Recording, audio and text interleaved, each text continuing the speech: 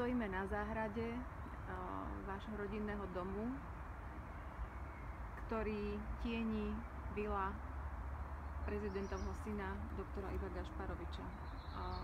Vila je čiernou stavbou v momentálnom stave.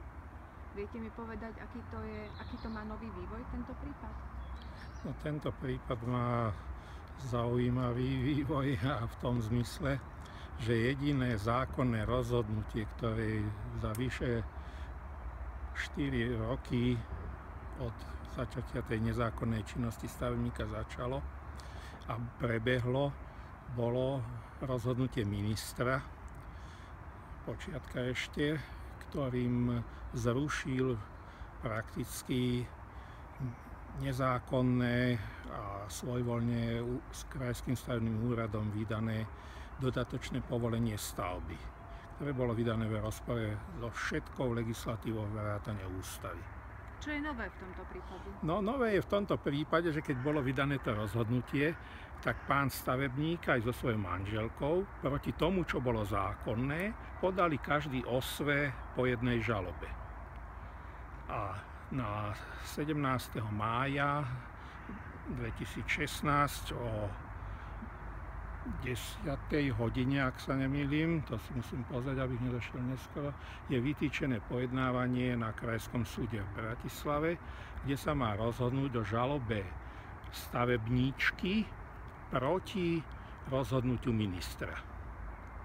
Je paradoxom, že jediné, čo bolo zákonné, tak voči tomu sa odvolajú tí, ktorí konali všetko nezákonne, arogantne a svojvoľne. Povedzte mi, máte problémy z toho, že nad vašou záhradou priamo vyrastla vila a tento vysoký plot? No máme.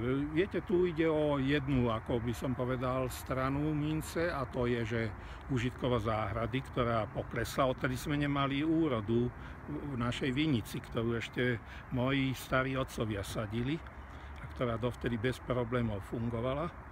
Takže to je evidentná újma, lebo to hrozno je prakticky bez striekania, dá sa aj to dopestovať, len to treba ako sa s tým zaoberať, ale bez slnka a hlavne zimného slnka, pretože niektoré druhy rastlín sú síce u nás pestovateľné, ale nie sú pestovateľné v totálnom tieni.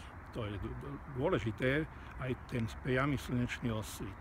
A v tomto ohľade je to aj na iné rastlinstvo, je tu vlhšie, čo veľmi neblaho pôsobí na niektoré a vyschlo nám zo pár stromov.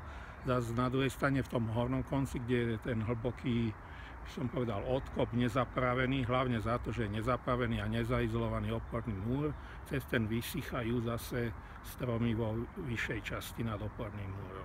Čo je preukázateľné, lebo tam vidíme aj medzi zelenými korunami korunu suchej čerešne, ktorá bola predtým zelená. Vy ste